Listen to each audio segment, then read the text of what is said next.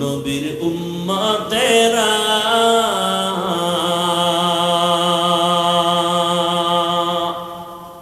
হয়ে আজি দিশাহারা,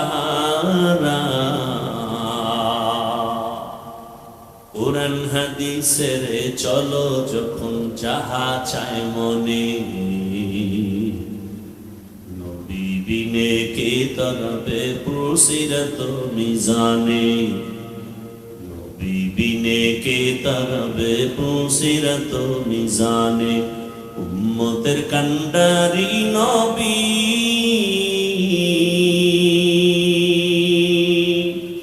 কাঁদছেন উম্মতের লাগি, এখনো কাঁদেন নবীজি শুয়ে মদিনার পানে,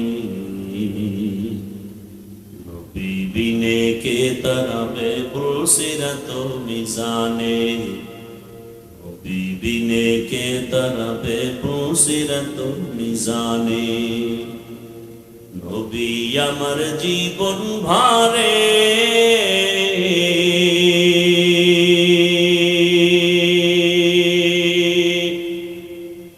দিনের লাগি কষ্ট করে, দান দান শহীদ করিলেন উহুদের ময়দানে,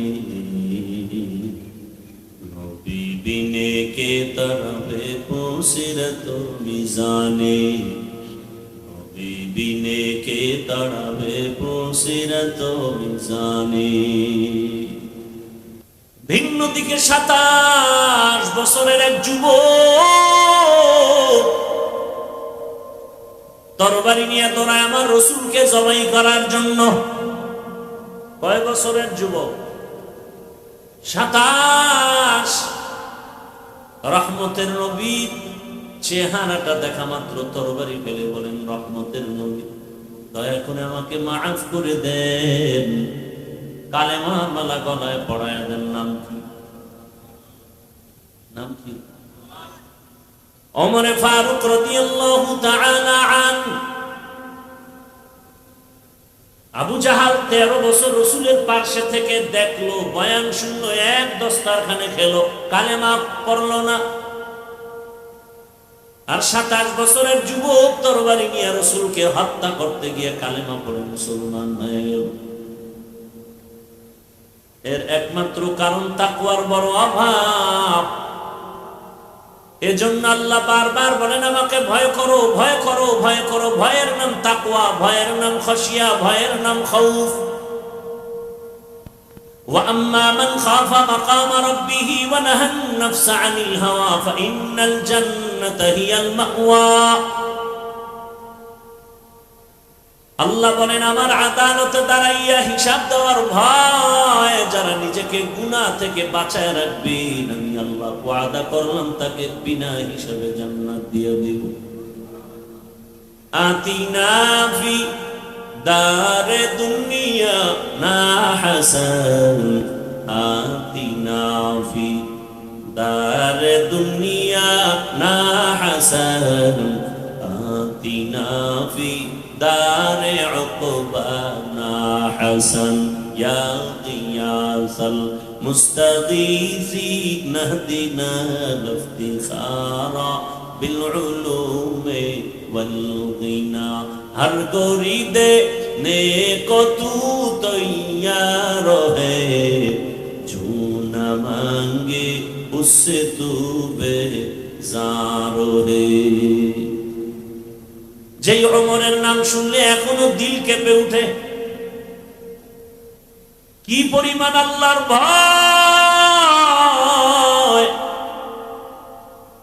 ইন্নামা ইয়াখশাল্লাহা মিন ইবাদিহিল উলামা। আল্লাহর বান্দাদের ভেতরে উলামা আল্লাহকে বেশি ভয় করবেন। ভয় করার মানে বেশি বেশি জিকির করা না, ভয় করার মানে হলো বেশি বেশি নামাজ পড়া না। ভয়ের একমাত্র কারণ হলো, একমাত্র অর্থ হলো গুনাহ থেকে নিজেকে বাঁচায় রাখো। আল ইহতিরাজ আনিল মাসিয়াহ। এজন্য নবী বলেন, তাকিল মাহারিম তাকুন আ'বাদ আবাদান নাস, আল্লাহর নিষিদ্ধ জিনিস থেকে নিজেকে বাঁচাও তো তোমার মর্যাদা বেড়ে যাবে। আল্লাহর কাছে কে বড় আলেম, কে বড় কণ্ঠওয়ালা বক্তা, এর কোনো পরিচয় নাই। আল্লাহর কাছে সব থেকে দামি ওই ব্যক্তি, ইন্না আকরামাকুম ইনদাল্লাহি আতকাকুম, যার মধ্যে কি আছে? তাকওয়া, আল্লাহর ভয়। এটার পাওয়ার কত! কোরআনের ফাঁকে ফাঁকে শুধু তাকওয়ার বয়ান, তাকওয়া তাকওয়া তাকওয়া। নবীজির এত গুণগান গাইলাম, সে নবীর কোন গুনাহ আছে? আছে? অথচ সেই নবীকে, সে নবী কেমন নবী? আল্লাহ পাকের এতটা মুহাব্বতে, মুসা নবী আল্লাহর বন্ধু, ঈসা নবী আল্লাহর বন্ধু, ইব্রাহিম নবী আল্লাহর বন্ধু, ইউসুফ নবী আল্লাহর বন্ধু, রহমতের নবী আল্লাহর বন্ধু, সব নবী রাসূল আমার আল্লাহ তাআলার আশিক। আর আমার আল্লাহ বলেন শুধু মুহাম্মদের আশিক। ব্যবধান আছে না নাই?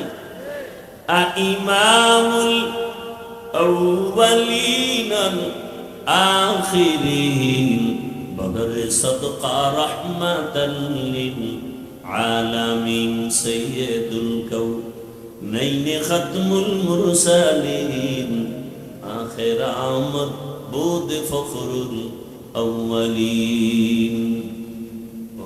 এরে নবীর উম্মত, আরে আমার কলিজার যুবক, যেই নবীর জন্য আমার আল্লাহ আশিক, ওই নবীকে পর্যন্ত আল্লাহ বলেন, নবী আপনি আমি আল্লাহকে ভয় করেন। ইয়া আইয়ুহান নাবিয়্যুত্তাকিল্লাহ ওয়া লা তুতি'ল কাফিরিনা ওয়াল মুনাফিকিন। হে নবী আপনি আমি আল্লাহকে ভয় করেন, কাফের মুনাফিকের অনুসরণ করবেন না।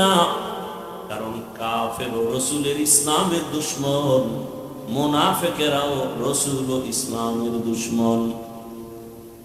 রহমতের নবীকে আল্লাহ বলেন তাকওয়া অর্জন করেন, বড় দাম। এই পুঁজিটা অর্জন করতে পারলে বিনা হিসাবে জান্নাত।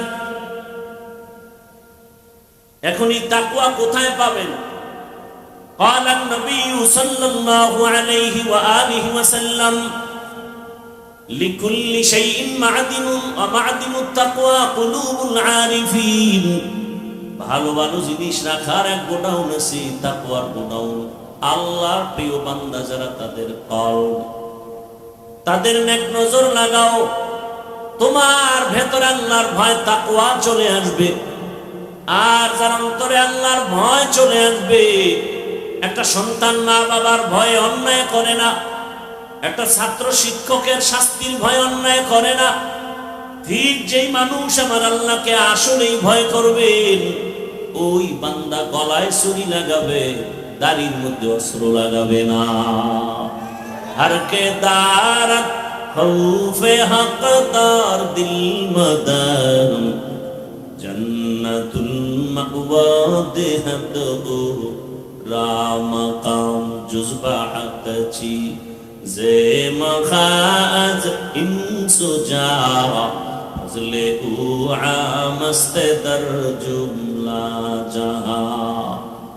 ও আমার কলিজার যুবক বাবারা, বৃদ্ধ বাবাজিরা, পর্দা নাড়ালের মা বোনেরা, অনুরোধ, এখনো সময় আছে, ঘুরে দাঁড়াও। জীবনটা নষ্ট করিও না রে যুবক। ডাক্তার হও, ইঞ্জিনিয়ার হও, প্রফেসর হও, ওসি ডিসিএসপি হও, বেয়াদব হইও না। তোমার আচরণে কোনোদিন যেন মা বাবা, শিক্ষক, উলামায়ে কেরাম কষ্ট না পায়। তোমার মতো কত যুবক তাকায় দেখো, স্কুল কলেজে পড়িয়াও নামাজ ছাড়ে না। এরকম নাই? তোর কপালে তুই নিজের পায়ের জুতা খুইলা বাড়ি মাইরা নিজের প্রশ্ন কর, তুই পারো না কারে বেই? তোমার মতো যুবক তাকায় দেখো, র্যাব, আর্মি, পুলিশ, বিডিআর এর চাকরি করে 5 ওয়াক্ত নামাজি দাড়িওয়ালার অভাব নাই। বলো তুমি কেন পারো না রে বাবা? তোমার মতো যুবক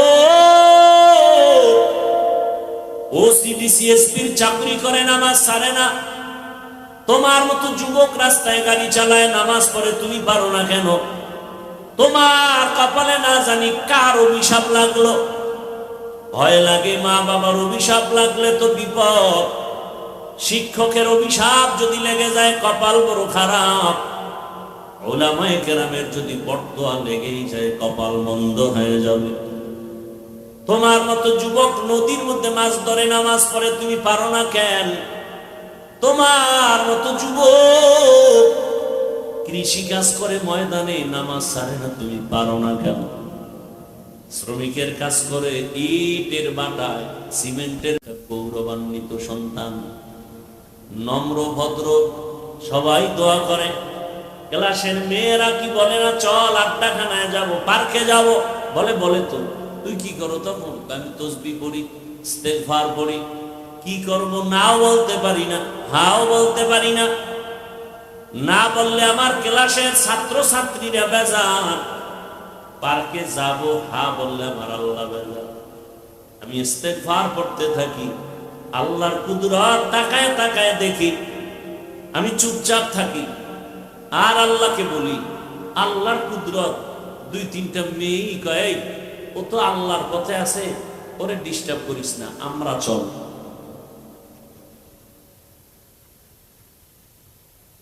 মিথ্যা বলছি? তোমার কপাল খারাপ কেন? ও যুবক, এখনো সময় আছে, তুমি যাই করো, স্কুল কলেজে যা পড়ো, তুমি লাইনে দাঁড়াও। গোটা দুনিয়ার মানুষ মাত্র এক ব্যক্তির জন্য পাগল, ডাক্তার জাকির নায়েক। চিনো না? গোটা দুনিয়ার মানুষ জানে, চিনে। টাকার গরমে, ক্ষমতার গরমে, একমাত্র সুন্দর চরিত্র, নৈতিক আদর্শ, তুমিও ভাবে দাঁড়াও। সম্মান দিবেন কে? এত টেনশন করো কেন? যার পিছে গুরু, ওর নিজের সম্মান নিয়ে টানাটানি, তোমাকে কি দিবে? ও যুবক বাবা, পর্দার আড়ালের মা বোনেরা, মাইকের আওয়াজ শুনতেছে, ও আম্মা জানেরা, আপনাদের মতো কত মা এখনো আছে এলাকায়, পর্দা করে নামাজ পড়ে, বেপর্দায় চলে না। ভিন্ন মা বোনেরা যারা মার্কেটে মার্কেটে ঘুরেন, আপনার কি ভয় লাগে না? ও বাবাজিরা, অন্তরে কি একটু দাগ কাটে না? আপনার সন্তান যেন ভবিষ্যতে আপনাদের নিয়ে গর্ব করে, এমন আদর্শ রেখে যাবেন। সন্তান এক সময় বন্ধুদের সামনে গর্ব করবে আর বলবে আমার আম্মু না আজান হলেই নামাজে দাঁড়াবে। এটা গর্ব না? ওরে আম্মা জানেরা, আব্বা জানেরা, শুনেন, আপনার সন্তান গর্ব করে বলবে আমার মা বাবা এত আদর্শওয়ালা, আজান হলে নামাজে দাঁড়ায় যেত। আমার আম্মু কোনোদিন মোবাইলে নাটক দেখে না, গান দেখে নাই। আমার মা কোনোদিন বেগানা পুরুষের পেছনে তাকায় নাই। আমার আব্বু জান দেখছি কোনোদিন আমার আম্মার সাথে খারাপ আচরণ করে নাই। আমার আব্বা জান বেগানা নারীর চেহারা দেখে নাই, মোবাইল নিয়ে অযথা সময় নষ্ট করে নাই। আমার মা আমার বাবা এত মিলেমিশে জীবন কাটাইছেন, এই গর্ব করবে আর দোয়া করবে, এরে আম্মা জান আর কত বেপরদায় চলবেন আর গুনাহ করবেন, মরিয়া গেলে তো আর কেউ স্মরণ করবে না। আর যদি খারাপ আদর্শ রেখে যান, সন্তান ধিক্কার দিবে মনে মনে, আর বলবে আমার মা খারাপ, আমি কেমনে ভালো হব? আমার মাকে দেখতাম নামাজ নাই, রোজা নাই, মোবাইল নিয়ে পড়ে থাকতো, নাচ গান দেখতো, নাটক দেখতো, মার্কেটে মার্কেটে ঘুরতো। আমার বাবা বেগানার পেছনে ঘুরতো, আমার বাবা মোবাইলে সময় নষ্ট করত। সন্তানগুলো ধিক্কার দিবে আর বলবে আমার মা বাপ ভালো না, আমিও ভালো হতে পারি নাই। এখনো সময় আছে, তওবা করেন, মহান আল্লাহকে ডাকেন মনে মনে, আর বলেন হে মালিক, আর নামাজ ছাড়বো না, আর বেপরদায় চলবো না, মোবাইলে সময় নষ্ট করবো না। সন্তানটাকে আদর্শ সন্তান বানায় যান। ডাক্তার হবে, রোগী দেখবে, আজান হলে নামাজে যাবে, কোরআন তেলাওয়াত করবে, মা বাবার জন্য কলিজা ভরে দোয়া করবে। যুবকেরাও তওবা করো। জীবনে তো দাড়ি কম কাটলা না, নামাজ কম সারলা না, পার্কে কম দৌড়াইলা না, এখনো কি শখ মিটে নাই? আর কত রাত পার্কে পার্কে দৌড়াবা, নাচ গান করবা, মোবাইলে গুনাহ করবা? আর কতদিন গুনাহ করলে তোমার আশা পূরণ হবে বলো? এবং এটাও বলো, তোমার হায়াতের বাকি আর কতদিন আছে বলো? ঘুমের মধ্যে লাশ, পানির ভেতরে যুবকের লাশ, গাড়ির নিচে যুবকের লাশ। এই সিলেটেই তো মোনাজাতে কানে কানে সে বলছিল, হুজুর আপনার বয়ান শুনতে আসিয়া একটা সিএনজি যুবক 5-7 জন অ্যাক্সিডেন্ট হয়, 2 জন জায়গায় মারা গেছে। আবার এক জায়গায় আসলাম, চোখের পানি ছেড়ে বলে মোনাজাত দিয়া বাড়িতে যাওয়ার সময় রাস্তা অ্যাক্সিডেন্ট হয়ে মরে গেছে। আজকে তুমি এখানে বয়ান শুনো, কালকে পর্যন্ত বাঁচার কোনো গ্যারান্টি। এত বাহাদুরি করো কেন? আল্লাহর কাছে তওবা করো, মাথা নত করো, নিজের চরিত্র আর আদর্শ নিয়ে নতুন করে দাঁড়াও।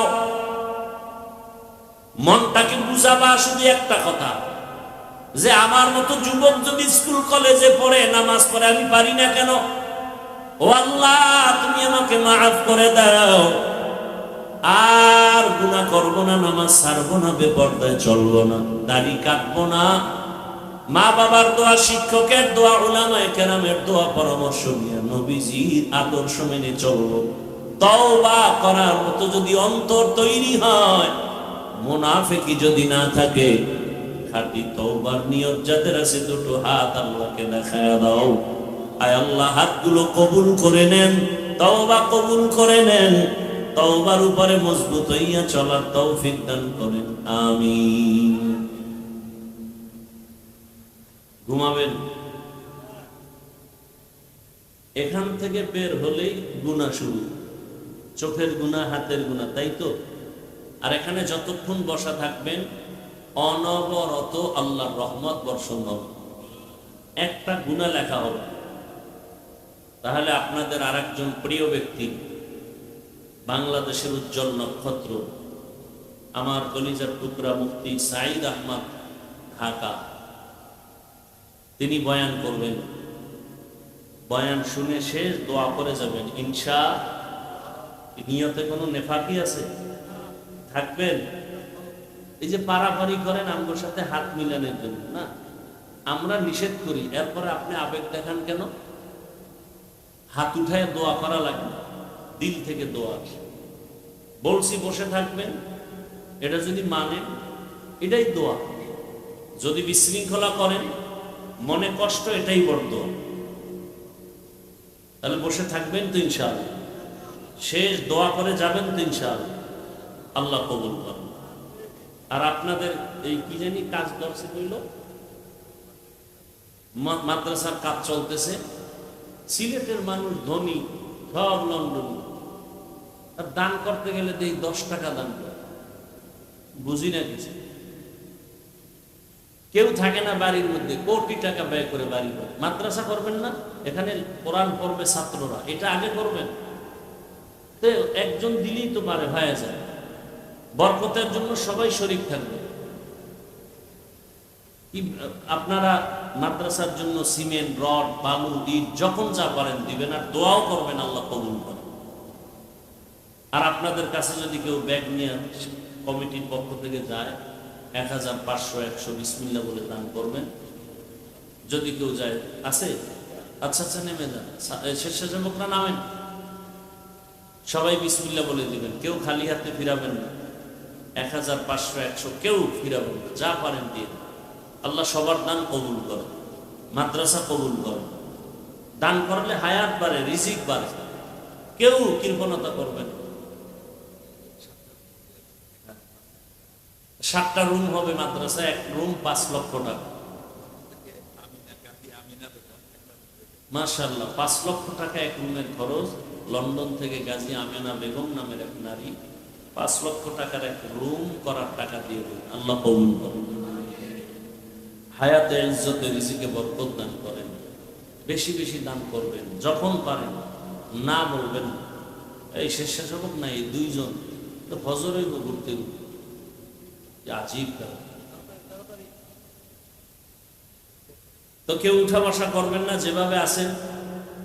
আর আমার যাওয়ার রাস্তা বাধাগ্রস্ত করবেন না। আমি কারোর সাথে হাত মিলাবো না, ওপেন ঘোষণা।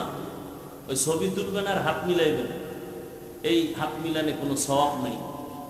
অতএব শুধু শুধু আমাকে কষ্ট দিবেন না, অনুরোধ। আমি যেটা বলছি, যেখানে আছেন চুপচাপ বসে বয়ান শুনবেন, তাহলে আমি খুশি, আল্লাহ খুশি। আল্লাহ পাকে মাহফিল কবুল করেন।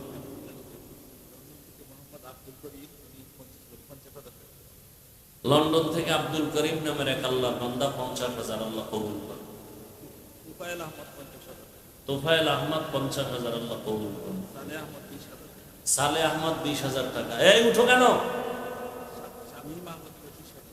শামীম আহমদ 25,000 আল্লাহ কবুল করেন। আব্দুল ওয়াদুদ নামের এক ভাই 25,000 টাকা আল্লাহ কবুল করেন। যারা উঠাচ্ছেন দ্রুত হাঁটেন। 50 জন লোক রাখবেন, 5-7 জনে হয়। আর ছোট ছোট বাচ্চাগুলো দিয়ে দিচ্ছেন হাত। যাই হোক, আপনারা ধৈর্যের সাথে বয়ান শুনতে থাকেন, শেষ দোয়া করে যাবেন। আল্লাহ সবাইকে তৌফিক দান করেন। সুবহানাল্লাহি ওয়া বিহামদিহি, সুবহানাকাল্লাহুম্মা ওয়া বিহামদিকা, আশহাদু আল্লা ইলাহা ইল্লা আনতা, আস্তাগফিরুকা ওয়া আতুবু ইলাইক।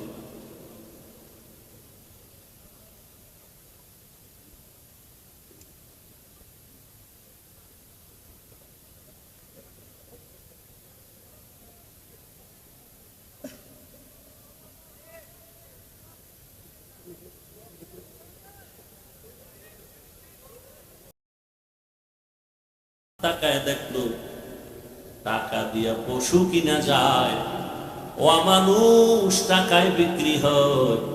তোমার লাইনের যুবক বলে আমি আদি টাকায় বিক্রি হই না। তো যাও সুন্নতে আহমদ কুজা, তো যাও সুন্নতে আহমদ কুজা, পা মুহাম্মদ कैबुअत निस्बत तोरा मन अहब्बा सुन्नती कौले रसूल मजदे का नमाई हम कुन कबूल। জীবন বড় খারাপ হয়ে গেল। এরে আমার কলিজার যুবক,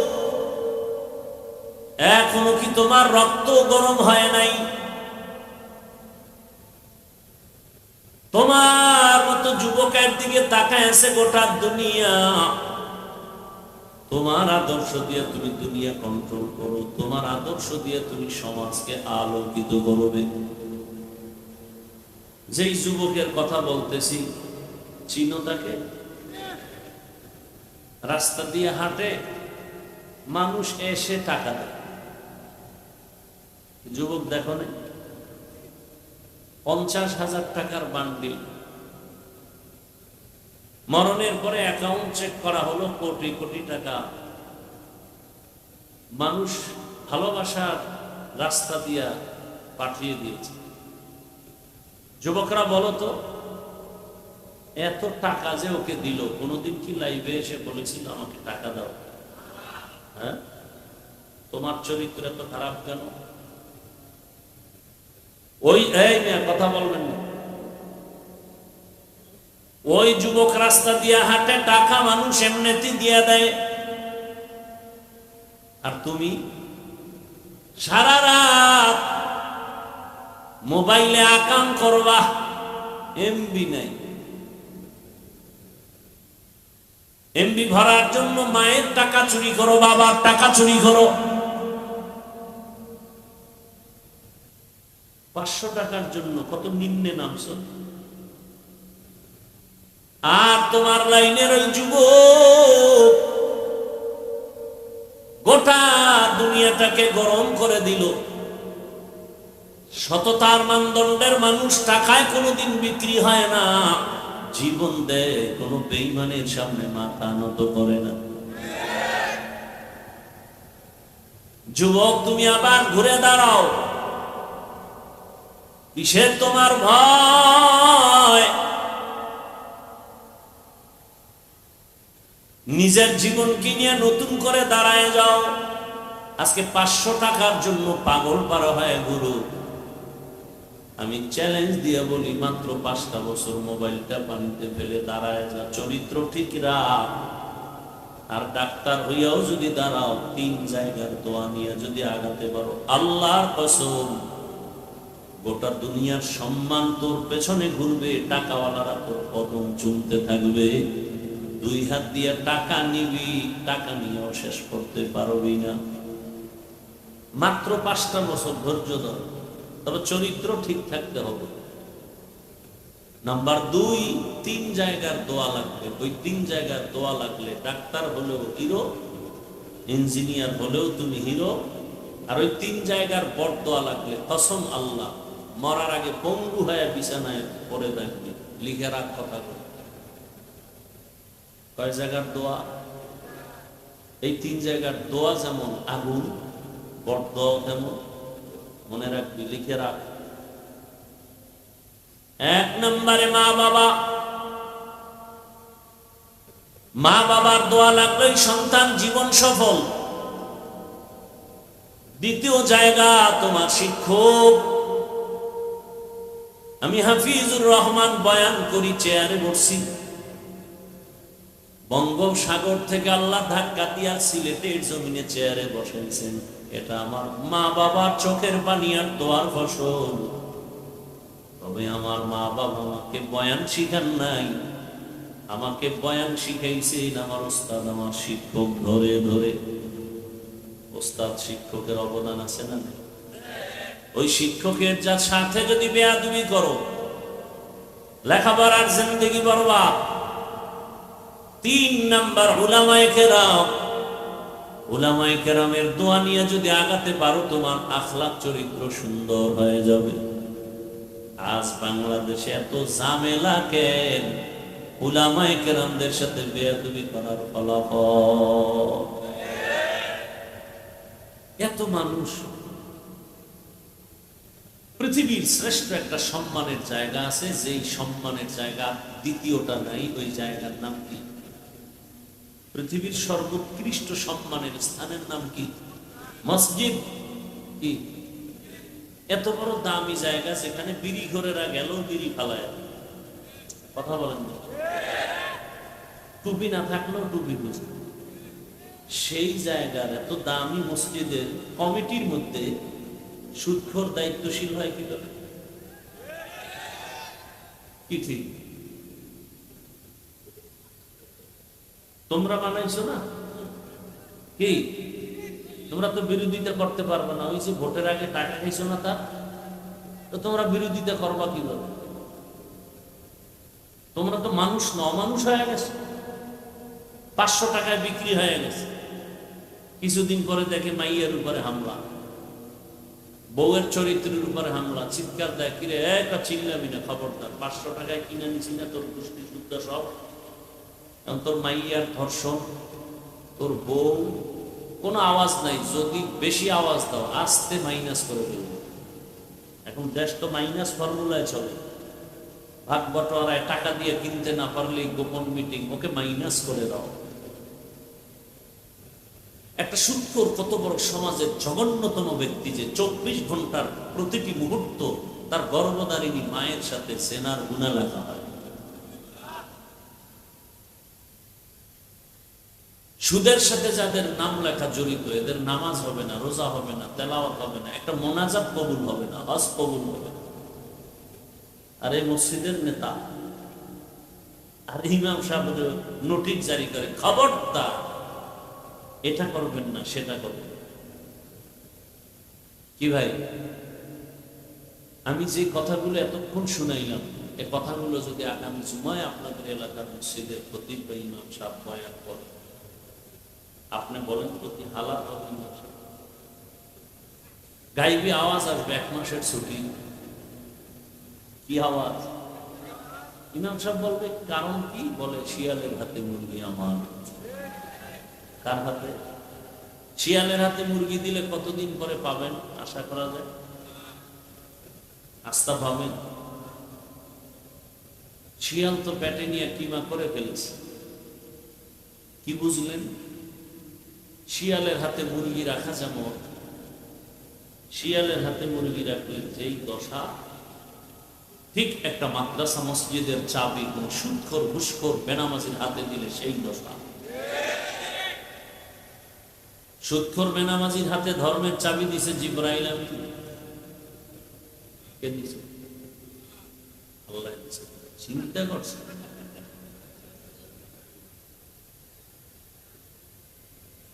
হায় মরাটারে মার ওখানে তার লড়ে। বলে ভাই আপনার দাওয়াত, বলে আলহামদুলিল্লাহ। বলে আপনার বাড়ি, বলে নাউজুবিল্লাহ। এই শিয়ালের হাতে মুরগি তো আপনারা দিচ্ছেন, এখানে এসে তো ঠিক ঠিক বলতেছেন না। ভোটের আগের রাত্রে দেখা যাবে কার ঠিক কোন দিকে যায়। এই সুদ খাওয়া যেমন হারাম, সুদখোরের পক্ষে একটা টিপ দেওয়াও হারাম। ঘুষ খাওয়া যেমন হারাম, ঘুষখোরের পক্ষে একটা সিল মারা হারাম। কথা বুঝেন না? খুব সাবধান, খুব সাবধান। জীবনে তো অপদস্থ অপমান কম হলেন। আমার যুবকদের কাছে একটাই দাও, তুমি কোন দল করবা না করবে না আমার জানারও দরকার নেই, সে জবাব তুমি দিবে, তুমি তার শিশু না। বাকি আমি যতটা কথা বলতেছি আমার মূল টার্গেট ইসলাম, কোরআন হাদিস, আল্লাহ এবং রসুল। কোরআন হাদিসে যা বলতেছি যদি থাকে তাই বলছি, যদি মনে করে এটা কোরআন হাদিসে নাই, দাঁড়াও আমাকে বলো, আমি তওবা করব। নামাজ পড়ো না ভিন্ন কথা, কোনো ঝগড়া নাই, তুমি মুমিন। যদি বলো নামাজ পছন্দ করি না, তোমার সাথে যুদ্ধ হবে, তুমি বেঈমান। তুমি পর্দা করো না, কোনো তর্ক নাই, তুমি মুমিন, আমি হাসি মুখে বুঝাবো, বুকে লাগাবো। যদি বলো পর্দা পছন্দ করি না, জীবনের শেষ বিন্দু রক্ত দিয়ে তোমার সাথে যুদ্ধ হবে, কারণ তুমি বেঈমান। দাড়ি রাখো না, কোনো দ্বন্দ্ব নাই, তোমার ঈমান আছে, তুমি রাখবা। যদি বলো দাড়ি পছন্দ করি না, তাহলে সুযোগ সৎ ব্যবহার করব, যুদ্ধের ময়দানে অবতীর্ণ হব। কারণ দাড়ি পছন্দ না করা এটা বেঈমানের কথা। আওলাদে রসুল মদনী রহমতুল্লাহ আলাইহি, যেই মদনী রহমতুল্লাহ আলাইহির কদমের বদৌলতে সিলেটের জমিন ধন্য। বাংলাদেশে সিলেটের মতো জমিন আর একটা জমিনেও এই মদনী পরিবারের কদম পড়ে নাই, সিলেটে যে পরিমাণ পড়েছে। সেই মদনী রহমতুল্লাহ আলাইহি আওলাদে রসুল দেখার জন্য সবাই আসতেন। দুই শ্রেণীর মানুষের সাথে তিনি সালাম বিনিময় করতেন না, হাত দিতেন না। এক শ্রেণী যারা দাড়ি রাখে না, কেটে ফেলে, ছাটে, সালাম দিলে বলতো বের হ, দাড়ি কেটে আমার রসুলের কলিজায় আঘাত দাও, তুই তো রসুলের দুশমন, তোর সাথে কোনো সালাম নেই। আর এক দলের সাথে তিনি সালাম দিতেন না। সাহাবায়ে কেরামের যারা দুশমন, সাহাবায়ে কেরামের যারা সমালোচনা করে, এরা ইসলামের দুশমন, এরা রসুলের দুশমন। সন্দেহ হয়? এই দুই শ্রেণীর মানুষের সাথে আওলাদে রসুল মদনী রহমতুল্লাহ আলাইহি সালাম বিনিময় করতেন না। রসুলের দুশমন যারা দাড়ি কামায়, যারা ছাটে, দুনো দলের গুনাহ সমান। কেমন গুনাহ? অল টাইম, মুহূর্তে, প্রতিটি সেকেন্ডে সেকেন্ডে 24 ঘন্টা কবিরা গুনাহ, কবিরা গুনাহ, কবিরা গুনাহ, কবিরা গুনাহ।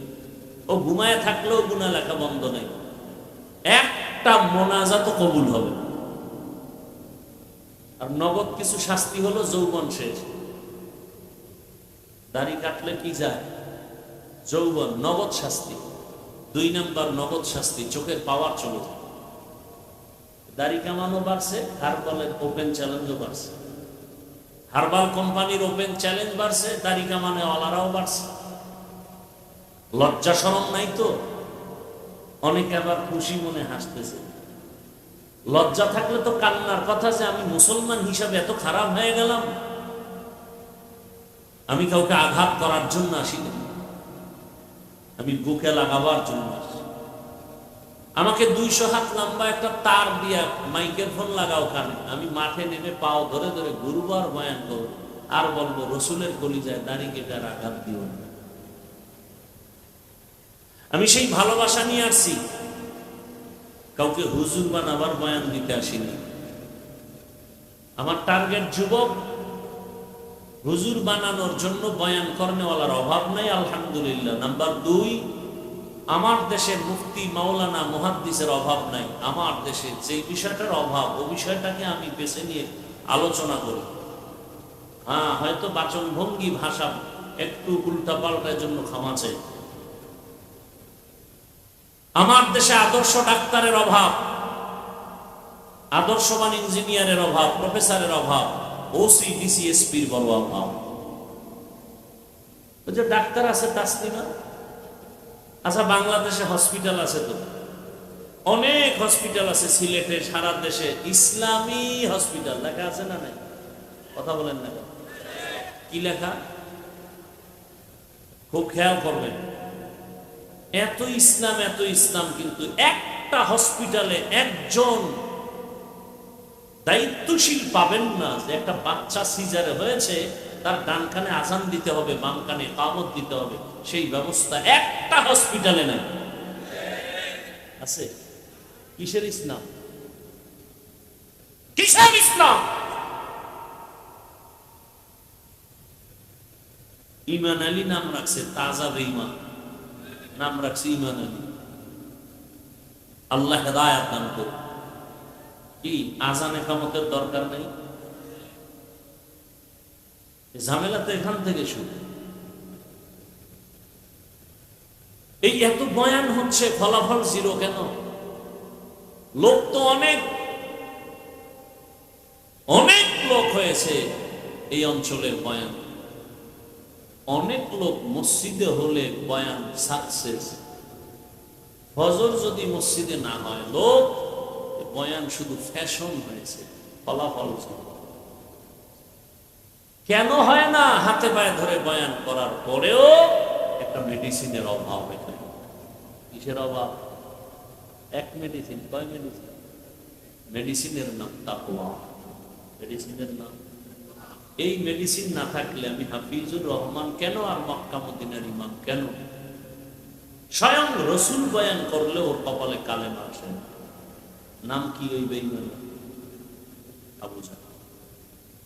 রসুলকে দেখলেই জান্নাত ওয়াজিব, জাহান্নাম হারাম। যে রসুলকে একবার তাকায় দেখলে পেটের ক্ষুধা থাকে না, যে রসুলের ঘাম থেকে মিশকের ঘ্রাণ, এই ছেলে এটা কি দোকান? কি আপনাদের বেশি ক্ষুধা লাগছে? আচ্ছা, যেই পরিমাণ ক্ষুধা লাগছে, এটা বাদাম খাইলে নিবারণ হবে? তাই বেদবি কেন? এই তো এই গজবেই তো বয়ানে আর ফায়দা হয় না। এই যে মোবাইল ওয়ালারা ব্যস্ত, ওয়াজে মোবাইল নিয়ে আসছেন কেন? কাম কি? মোবাইলের কাজ কি? ওয়াজের প্যান্ডেল তো একটা আকাম করতেছেন বয়ে বয়ে। পৃথিবীর একটা মুফতির নাম বলেন, একজন মুফতি আমাকে বলেন, সাহস নিয়ে পারলে বলুক তো, এই যে অনর্থক ছবি তুলতেছেন এটা হালাল? একজন মুফতির নাম বলেন। গোটা দুনিয়ার সব মুফতি একমত, অনর্থক ছবি তোলা হালাল। বসছেন বেহেশতের বাগানে, করতেছেন গুনাহ। একজন দাঁড়ায় বলেন যে হালাল, আপনার জুতা টানবো আমি, আসেন। কয়েকটা চালাক বয়ে বয়ে কয়, তাহলে এই যে ক্যামেরা, ও মনে করছে ওর থেকে আমি মোটেও কিছু বুঝি, ওর থেকে যে আমি আরো এক সিরিয়ালের বেশি চালাক, ও মনে করছে আমি এই জবাব দিতে পারবো।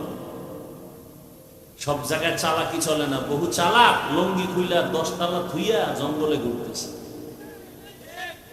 সব চালাক ধরা খেয়ে গেছে, এখন তুমি ধরা খাওয়ার বাকি, রেডি হও। আল্লাহ হেদায়েত দান করুন। যেই রসুলকে এক নজর দেখলে জাহান্নামের আগুন হারাম, সেই রহমতের রসুলকে 13 বছর দেখলো, বয়ান শুনলো, তারপর কালেমা পড়লো না আবু জাহাল।